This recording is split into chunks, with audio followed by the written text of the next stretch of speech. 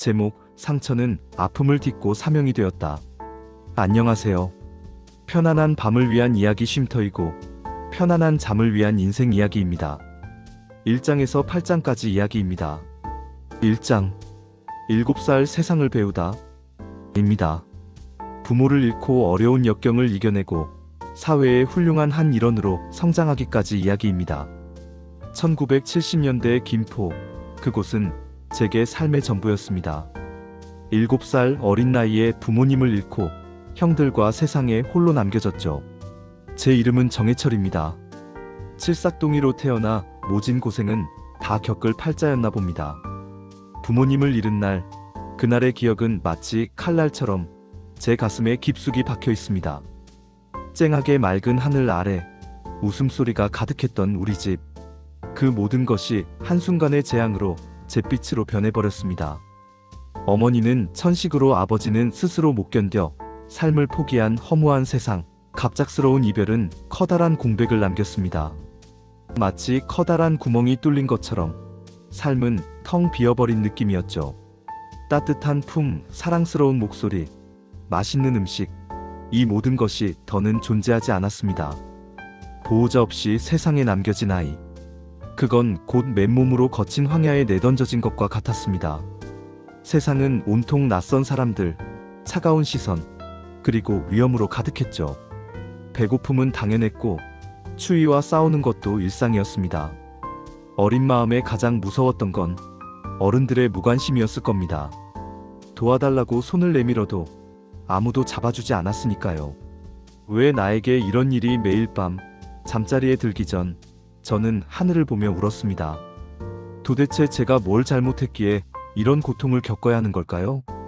부모님은 왜 저를 버리고 가신 걸까요? 수많은 질문들이 머릿속을 맴돌았지만 그 누구도 답을 해주지 않았습니다. 그렇게 어린 해철이는 밤마다 홀로 울면서 굳세어져야만 했습니다.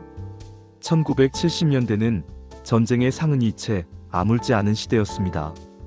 특히 저희처럼 부모를 잃은 아이들은 더욱 힘든 삶을 살아야 했죠. 김포는 지금은 번듯한 도시가 되었지만 당시에는 가난하고 소외된 지역이었습니다. 저희 형제는 찢어지게 가난했지만 친척집들의 도움 없이 형들과 논농사, 밭농사를 하며 세상의 눈칫밥을 먹어야 했습니다.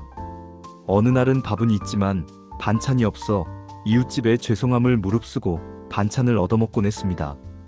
사촌 작은 집이 있으나 어린 것들을 사촌집으로 각각 나누어 머슴으로 살기를 바랐지만 형제들의 반대로 밥도 할 줄 모르면서 살겠다 하니 이해가 안 갔습니다.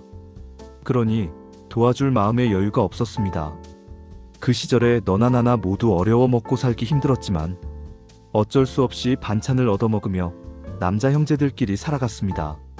지금 생각하면 정말 죄송한 일이지만 그때는 정말 어쩔 수가 없었습니다. 참외쓰리도 하곤해서 밭주인 할머니께 들켜 혼쭐이 났지만 오히려 따뜻한 밥 한 끼를 얻어먹을 수 있었습니다. 할머니는 저희 형제의 딱한 사정을 알고 계셨던 거죠. 그때 할머니가 주셨던 밥은 세상에서 가장 따뜻한 밥이었습니다. 그 시절 김포에는 변변한 고아원조차 없었습니다. 그나마 비슷한 곳이 있다면 은빛마을이라는 아동 그룹홈이었죠. 하지만 그곳도 수용 인원이 넉넉하지 않아 저희 형제는 들어갈 수 없었습니다. 대신 은빛마을의 선생님들은 저희를 안타깝게 여기며 가끔씩 먹을 것과 옷을 나눠주셨습니다. 그분들의 작은 도움은 저희에게 큰 힘이 되었습니다. 하지만 세상은 결코 만만하지 않았습니다. 어린 저희 형제는 온갖 꾸준 일을 하며 생계를 유지해야 했습니다. 신문 배달, 구두 닦기, 심지어는 남의 집 허드렛일까지 했습니다. 돈을 벌기 위해 위험한 일도 마다하지 않았습니다. 한 번은 공사장에서 일을 하다가 형이 크게 다친 적도 있습니다. 그때 저는 형을 잃을까봐 얼마나 가슴을 졸였는지 모릅니다. 고아원에 대한 사회적 인식은 그리 좋지 않았습니다. 사람들은 고아들을 불쌍하게 여기면서도 한편으로는 차별했습니다. 저희 형제는 학교에서도 따돌림을 당했고 어른들은 저희를 함부로 대했습니다. 하지만 저희는 결코 기죽지 않았습니다. 오히려 더욱 굳세게 살아가기로 다짐했습니다. 언젠가는 꼭 성공해서 우리처럼 어려운 아이들을 돕겠다고 맹세했습니다. 과거 고아원에서는 인권 문제도 심각했습니다.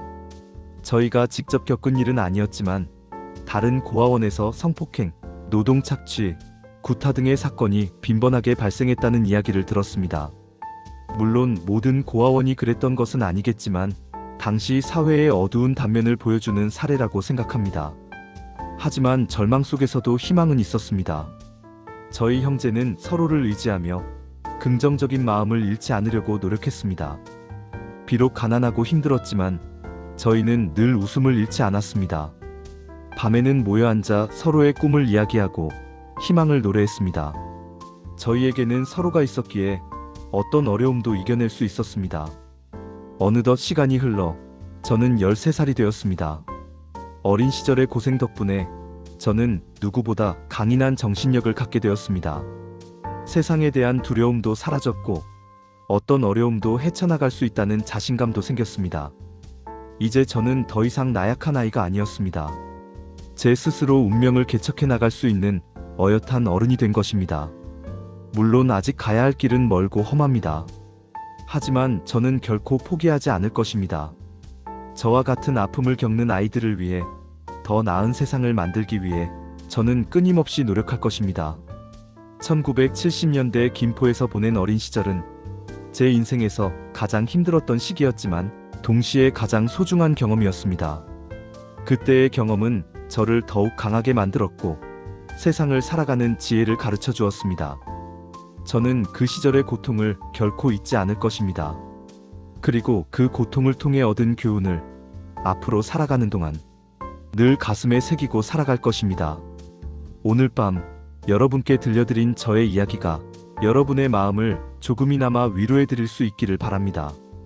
힘든 하루를 보내셨다면 잠시 모든 것을 잊고 편안하게 휴식을 취하세요.